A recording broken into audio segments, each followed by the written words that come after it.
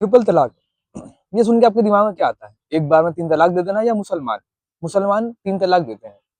ये कहाँ तक सही है, कहाँ तक गलत है, ये मुझे नहीं पता था, लेकिन जब ये लॉ पास करा गया, भारत सरकार ने ये लॉ पास करा ट्रिपल तलाक वाला, तो बहुत से मुसलमानों ने आगे बढ़ चढ़कर हिस्सा लिया इसके विरोध में। आखिर असल में उसमें था क्या? और मुसलमान इसका विरोध क्यों कर रहे थे? चलिए इस बारे में बात करते हैं। मैंने एक पिक्चर देखी हक, जो कि इमरान हाशमी और यामी गौतम की आई थी। तो उसमें मुझे समझ में आया एक्चुअली ट्रिपल तलाक था क्या। हालांकि मुझे मुसलमान होते हुए ये शर्म आती है, मुझे ट्रिपल तलाक पता नहीं था। चलिए बात करते हैं इस बारे में। ट्रिपल तलाक में ये बताया गया कि एक बार में इंसान ने 3 तलाक दे दिया, तलाक तलाक तलाक बोल करके, और उसका उसकी बीवी से तलाक हो गया। और उसने जो रकम दी जाती है मेहर के नाम पे, उसने तुरंत 2,000 रुपए दे दिए।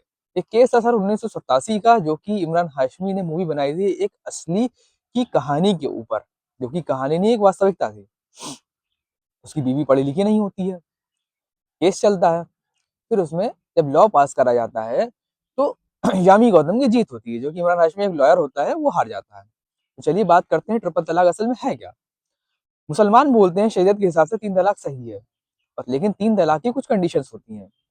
मुसलमानों का कहना है कि इसमें भारतीय लॉ, भारतीय कानून इसमें इन्वॉल्व नहीं हो सकता, वो कोई इंटरफेरेंस नहीं कर सकता।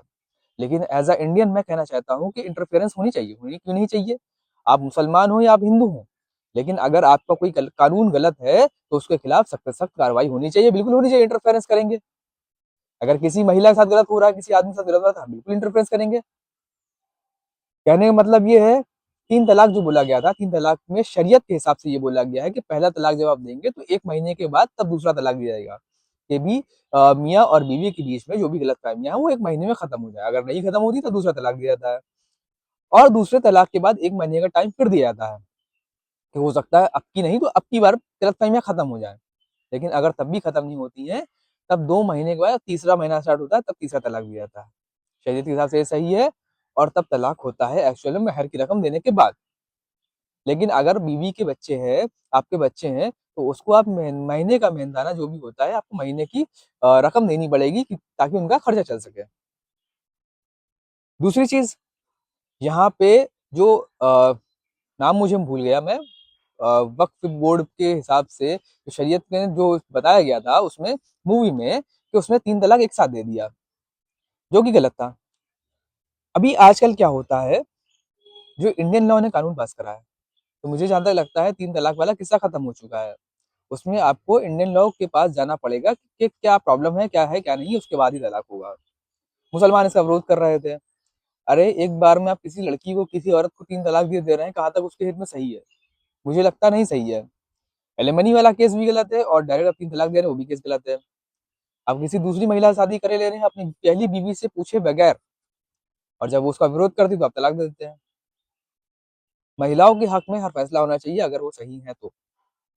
आज ऐसी बहुत सी महिलाएं हैं जो कि अकेले रह रही हैं, अपने बच्चों को भरण पोषण कर रही हैं, उनके पति ना होने के बावजूद, उनका उनका पति होने के बावजूद, सॉरी, पति है लेकिन किसी और महिला के साथ में है। पति है लेकिन छोड़ के चला गया है। अब हमारे मोहल्ले का एक केस ले लीजिए, नाम नहीं लेना चाहता मैं।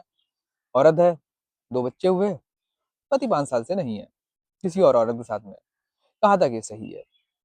अब वो बच्चों का भरण पोषण कौन करेगा, उन बच्चों की पढ़ाई कौन करेगा, उन बच्चों का घर कौन चलाएगा? छोटी सी उम्र में तो कुछ कर नहीं सकते। एक माँ ही है जो उनका भरण पोषण कर रही है, एक माँ ही है जो उनकी पढ़ाई करवा रही है, और एक माँ ही है जो उनका घर चला रही है। कैसे चला रही है? दूसरों काम करके। कहाँ तक ये सही है? मैं कहता हूँ आपको अय्याशियां करना है, मैं कहता हूँ आपको किसी और औरत के साथ रहना है, तो आप किसी एक औरत का घर मत बर्बाद करिए। उस औरत की क्या कसूर है, जो कि बेचारी पढ़ी लिखी नहीं है?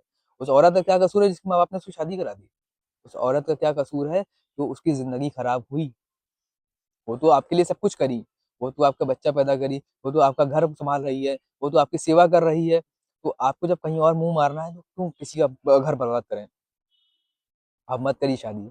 अगर आप ऐसे हैं तो आप मत करिए शादी, अगर आप ऐसे हैं तो किसी की जिंदगी बर्बाद मत करिए। कहने का मतलब सिर्फ इतना है, एक महिला से अगर आप प्यार करेंगे, जिंदगी भर करेंगे, 10 महिला के पीछे मुंह मारेंगे ना, तो कभी जिंदगी में कुछ हो ही नहीं पाएगा। Thank you for today.